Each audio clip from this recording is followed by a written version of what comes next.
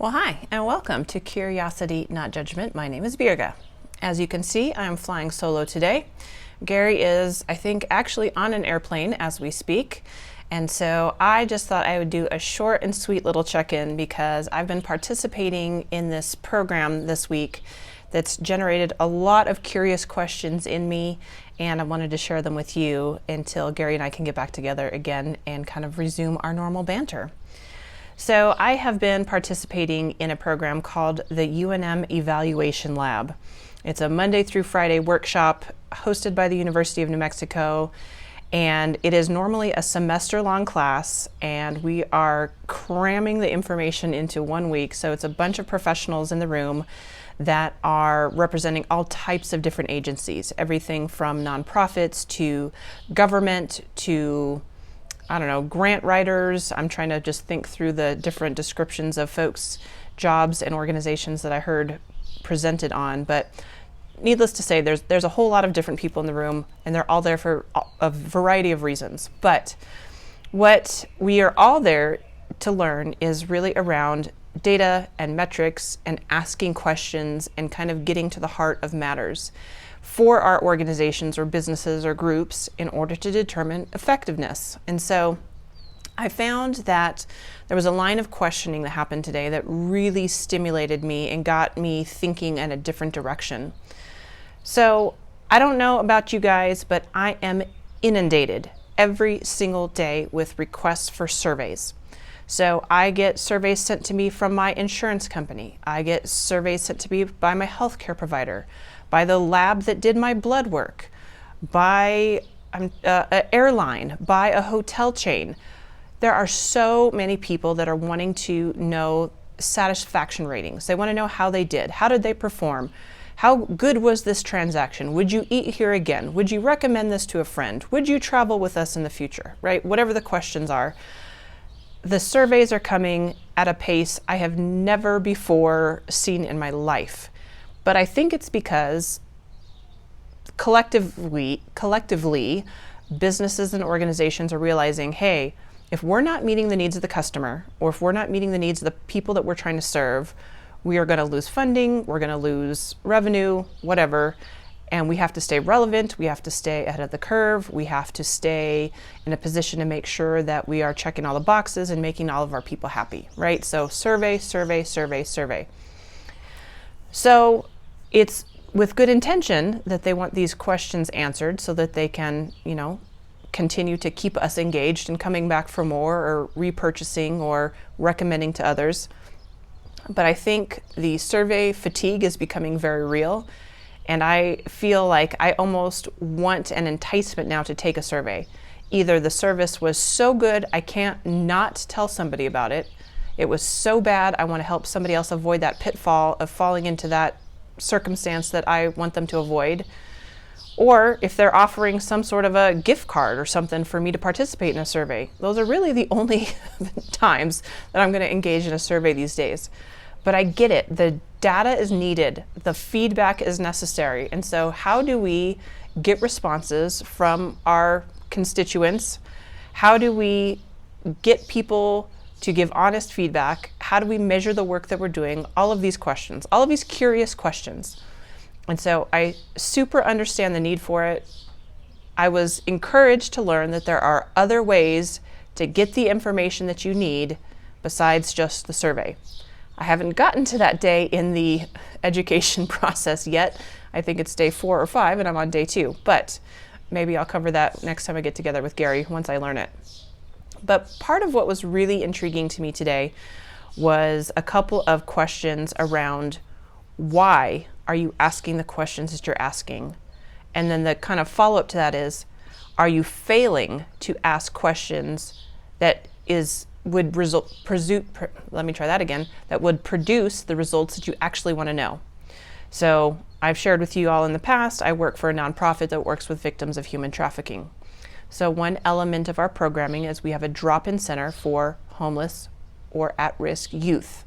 The idea behind that is if we are meeting the basic needs, clothing, food, safety, security, if we are meeting that, those Maslow's hierarchy needs, then they are less likely to be exploited by a trafficker who knows they need these things and can exploit them for those needs.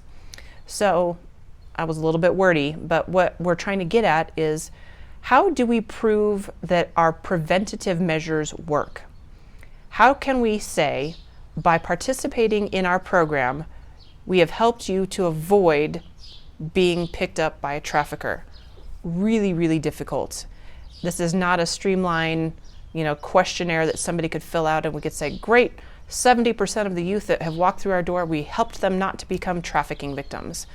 I'm not trying to blow this off and make light of this. This is actually a very serious topic, but I am very aware that this is just not a simple line of questioning, and it's certainly not going to be easy to get to the heart of what we're trying to ask. So in all of that, like, if the bottom line that we're trying to get to as an organization is, are we successful in our mission of doing a prevention program, right? Are we preventing the trafficking from happening? That's really the root of what we're getting at. Are we asking the right questions to come up with the answer to that question?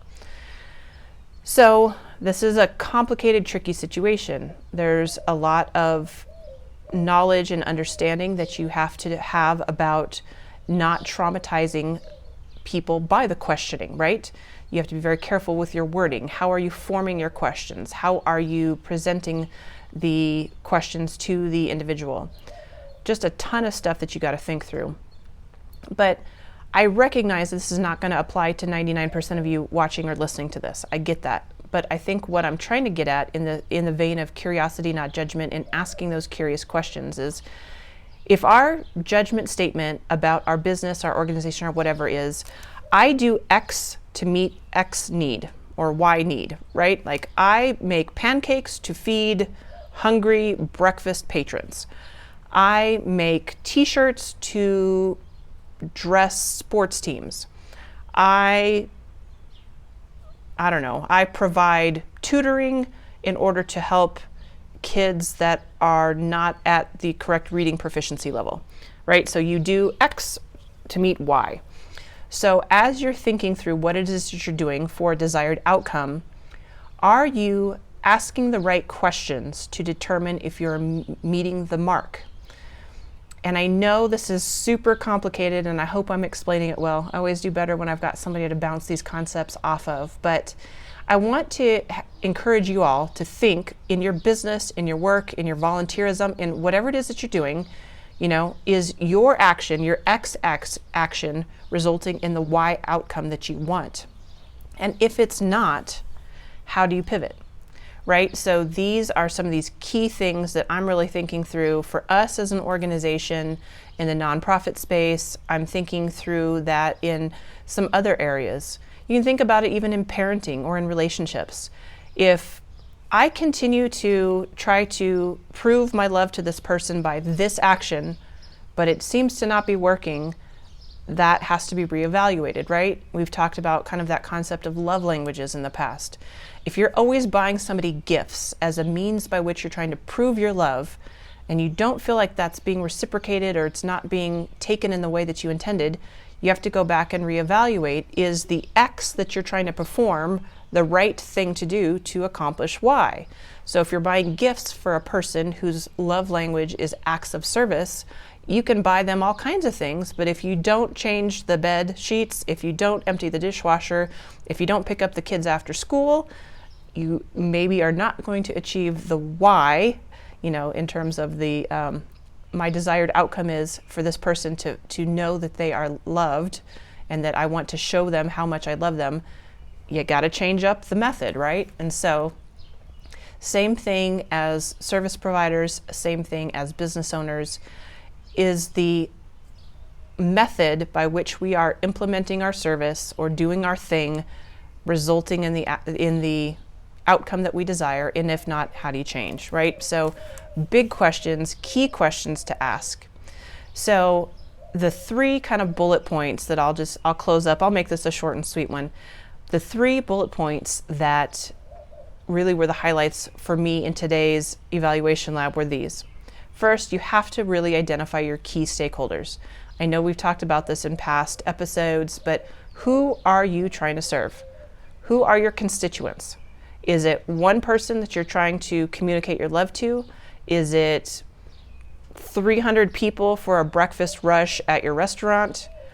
Is it people who really enjoy custom t-shirts, right? Who are your key constituents? Who are you trying to serve? You have to identify that, because the answer cannot be everybody. You cannot have a business and your business model is we provide things for everyone. You will miss the mark, you will miss market, you will misidentify, and you will cause yourself a lot of headache. So who are your key constituents? The second one is, are you using your mission to center on what really matters to your organization?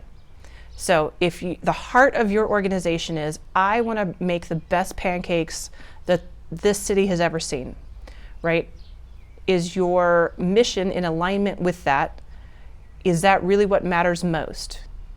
Because if what matters most is I need to feed the maximum amount of people for the maximum amount of profit, you probably are going to end up compromising on your quality. But if your mission is I want the best pancake that you've ever tasted, you may have a much higher price point. You might have fewer people that come into your restaurant because of your higher price point, but you might meet your mission if that's what it is, right? So you have to identify what is your mission and are you centered around it as an organization or as a business? And then lastly, are you drafting evaluation goals and questions to help you analyze these things, right? So kind of started off with that. If your mission is to make the best tasting pancakes that the city has ever had, how do you make that determination? Through a questionnaire, through some sort of an exit survey when people leave? Is it word of mouth referrals? What is the mechanism by which you're going to measure the success of your goal? So big questions. There's a lot in that, and maybe Gary and I can unpack that again on a future episode, but just wanted to whet your appetite with that a little bit, no pun intended, even though I do want pancakes now. I just wanted to just share some of the things that were really top of mind because I'd just been learning them. I thought they were great, curious questions, and how it fits into the kind of echelon of curiosity, not judgment is, I think so often we get stuck in our thinking, we get stuck in our judgment about this is what I do and this is why, that we don't step back to analyze, we don't step back to question if that's really what our constituents are wanting, and therefore we get stuck. And so I know Mike and Gary got into kind of the axis of curiosity and judgment where there has to be both, right? So if I've determined that the best tasting pancakes is what I'm after, how do I get there? How do I source my ingredients? How do I market this product? Who do I want walking through the doors? All of these things, right? The curiosity with the judgment. I understand that they started having that type of a conversation last week, but it really fits into so many different categories as we talk about things and just really using great questions to get to the heart of what it is that you're trying to unpack and uncover. So that was a lot of words. I will wrap it up and wish you a fabulous rest of your day, rest of your week. Gary and I will catch up soon and be back together again on the next episode of Curiosity, Not Judgment. As always, I welcome your feedback. You can check us out on the website curiositynotjudgment.com. And of course, always welcome your feedback or comments on the YouTube channel or any of the other platforms that you find us on. I can't guarantee I'm going to see those comments, YouTube for sure, and of course the website for sure, but drop us a note, drop us a rating if you're so inclined.